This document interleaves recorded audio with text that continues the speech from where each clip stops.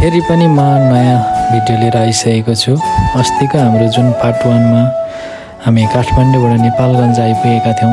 अब हाम्रो यात्रा नेपालगञ्जबाट दुनैसम्मको हुनेछ। हामी अहिले यो होटलबाट निस्किसकेका छौँ। अब जुफालतर्फको यात्रा हामी बसेको यो कुमारी ब्याङ्क यहीँनिर रहेछ। कुमारी ब्याङ्क जहाँ गयो नि साथसाथै हामी यहाँबाट पनि निस्किसकेका छौँ।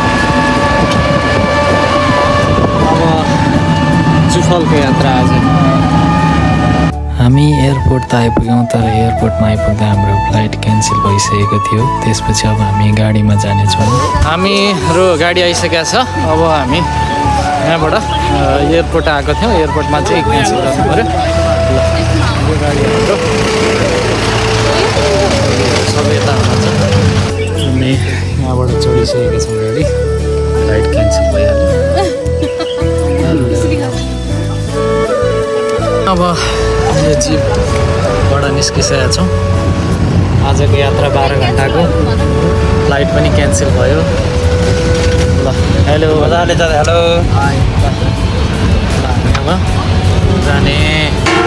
हामी जाने गाडी यही हो। हामीजना रेडी भइसकेका छौँ। यहाँ तेल सेल हालिसक्नु भएको छ। हेलो कता हामी आजको 12 घन्टाको यात्रा यही हो। रोड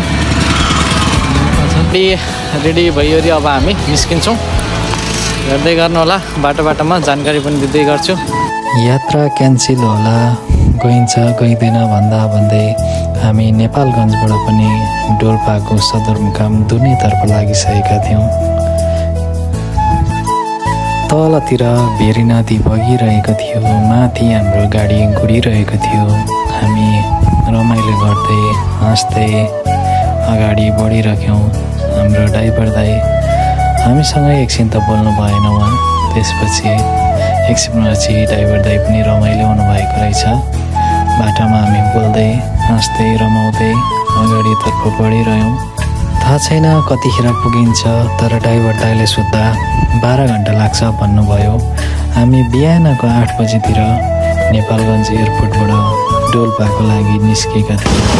हामी अहिले सुर्खेत जिल्लालाई छोडेर सल्यान जिल्ला लागिसकेका छौँ।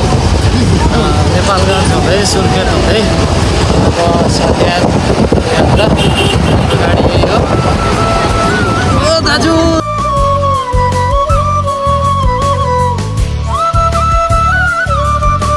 हामी सल्यान जिल्लामा छौँ हुनको लागि हाम्रो गाडी बाँके बर्दिया सल्यान सुर्खेत, कहिले सुर्खेत कहिले सल्यान हुँदै हामी अगाडि बढिरहेका थियौँ। र यहाँनिर चाहिँ यो जुन भेरी खोला यो पुल आएको थियो, लामो पुल थियो। हामी एकछिन यहाँ बस्यौँ, एकछिन रमाइलो गरेर फोटो पनि खिच्यौँ। सल्यान यतापट्टि यो चाहिँ भेरी नदी पुल।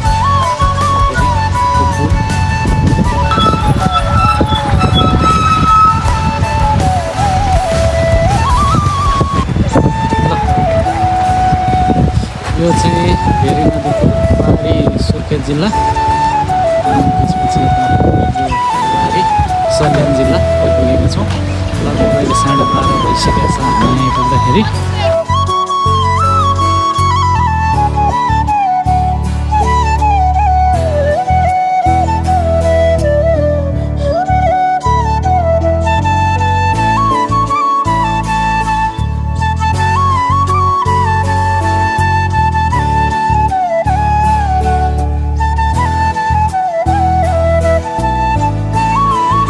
हामी यो के सुर्खेत जिल्ला जस्तो छ। अब यता चाहिँ जाँदरकोट जिल्ला।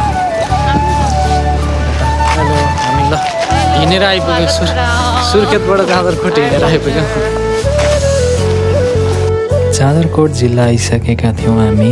जाँदरकोटको यो छेडा भन्ने ठाउँमा हामी खाना खाएर अब अगाडितर्फ बढ्नेछौँ। ड्राइभर दाइले छेडामा मिठो खाना पाउँछ भन्नुभयो र हामी ड्राइभर दाइले रोकेको ठाउँमा खाना खानको लागि बस्यौँ। हाम्रो उहाँ हुनुहुन्छ जेन्जी दाई र हाम्रो उहाँ ठुल दाई। एकदमै रमाइलो गर्ने उहाँहरू पनि, हामी पनि रमाइलो गर्दै खाना खाँदै अब यहाँबाट हाम्रो अगाडितर्फको केही समयमा जानेछौँ। हामीले खाना खाइसकेका थियौँ। खाना एकदम मिठो पनि भएको थियो र यो जुन छेडा भन्ने ठाउँमा यो चाहिँ खाना खानको लागि रोक्नु हुँदो रहेछ। हाम्रो गाडी पम्चर भएको कारणले गर्दा गाडी चाहिँ अगाडि ड्राइभर दाइले बनाउन दिनुभएको थियो। यो बाटोमा धेरै गाडीहरू पनि बिग्रिने रहेछ। बाटो लामो भएको कारणले गर्दाखेरि बाटोमा गाडी बिग्रिने र चेकिङहरू पनि धेरै हुने रहेछ। हामी बिस्तारै हुँदै अगाडितर्फ लागिने र हाम्रो गन्तव्यतिर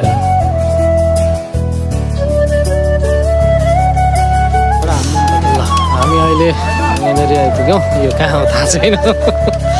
आइपुग्यो यो गाडी एउटा, यो गाडी बिग्रिया, हाम्रो चाहिँ गाडी बिग्रिया छैन। यो गाडी बिग्रेर हामीले सपोर्ट गरिरहेको छौँ है। हामी सपोर्टिभ मान्छे हो अरे कि। यो देखिएको बाटो उता दैलेख जाने रहेछ। हामी चाहिँ तलबाट हुँदै लाग्नुपर्ने हुन्छ डोल्पा जानको लागि चाहिँ। आजको दिनभरिको यात्रा गाडीमै हाम्रो हुनेछ। लगभग यहाँ आइपुग्दा 3:30 बजिसकेको थियो र बाटोमा चेकिङ चाहिँ धेरै ठाउँमा हुने थियो। लामो यात्रा भएको कारणले गर्दा पनि होला चेकिङ ठाउँमा थियो र हामी भेरी नदीसँगै पछ्याउँदै गाडी लागिरह्यौँ।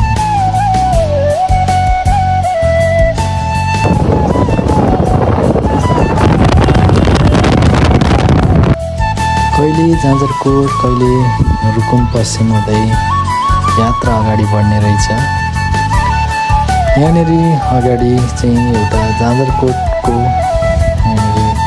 बजारहरू लाग्ने ठाउँ रहेछ र पारिपट्टि रुकुम पूर्वतिर मेला लागेको थियो। एकदमै भिडभाड देखिरहेको थियो। पारि चाहिँ जुन उहाँहरू चाहिँ यहाँबाट मेला हेर्नको लागि सबैजना जानुभएको थियो। बाटोमा यस्तो नदीहरूले मनै आनन्द गर्छ। बाटैमा बगिरहेको नदी, चढ्दै आएको बाख्राहरू र ठाउँमा अप्ठ्यारो बाटाहरूले रमाइलो गर्दै कतिखेर होला भन्दै गन्तव्य कस्तो होला त्यहाँको ठाउँ भन्न सोच्न बाध्य बनाइदिन्छ। हेर्दै आनन्द लाग्ने।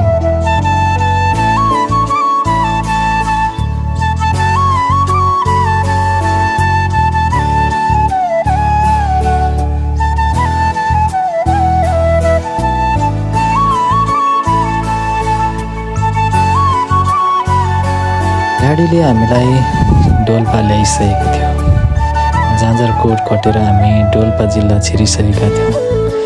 कहीँ बाटो सजिलो कहीँ अप्ठ्यारो हुँदै हामी यहाँसम्म आइसकेका थियौँ। यहाँ घरहरू हेर्दै देखिएका पहाडहरू हेर्दै गर्दा रात पर्न पनि लाग्ने बेला भइसकेको थियो। साँझ परिसकेको थियो। डोल्पा जिल्ला सपनामा सोचेका थियौँ कुनै बेला डोल्पा जिल्ला पनि जानेछौँ भनेर। यही गाडीको यात्रा साँझ परिसक्यो। हामी यो अँध्यारो मानिसकेका छौँ। अँध्यारो छ। अब यहाँबाट अझै छ 4-5 घन्टा जानलाई।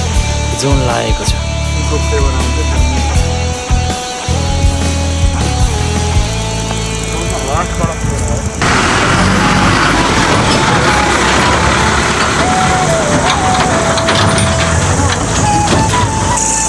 यता छौँ, यता आउनु परबाट हाम्रो गाडी आउँदैछ। यो हामी एकैछिन बिस्तारै हिँड्दै अल्छी लागिसकेको थियो। दिनभरि गाडीमा बस्दा रात परिसक्यो।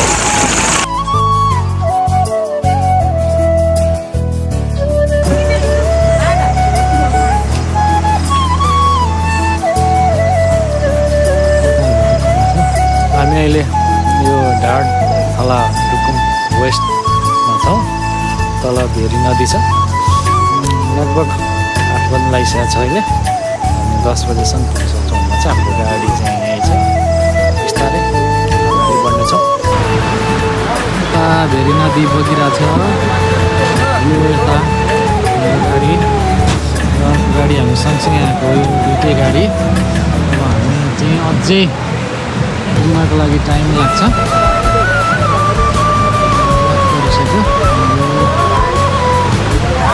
छ अहिले हाम्रो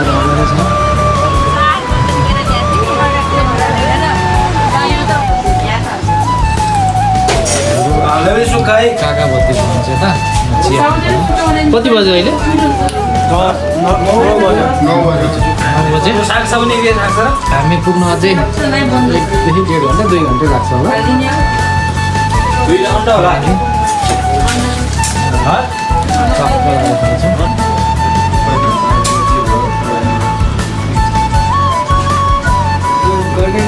कहाँ गोजीमा हाल्नु बानी चाहिँ छैन मान्दैन त्यो हाम्रो सिस्टम त्यसरी सिस्टम तराईमा त सर्टकट जिग्नु पर्यो त्यहाँ काटौँ भन्ने कुरो काटिदिउँ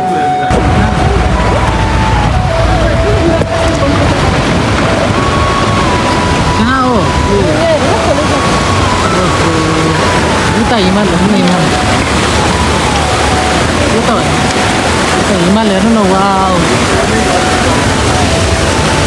यहाँ माथि पो खिच्नु पर्ने र झोलुङ्गे पुगेर कपाल आउँथ्यो होला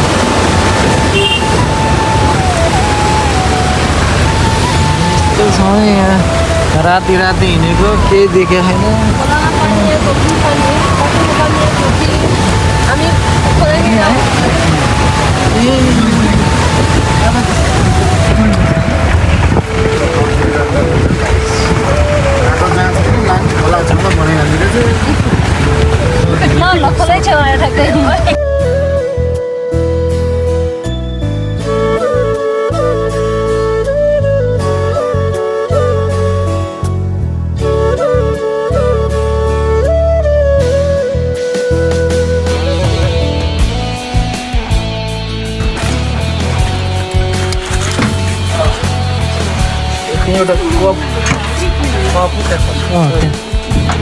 फाइनल्ली हामी 11:30-12 बजीतिर दुनै पुगेका।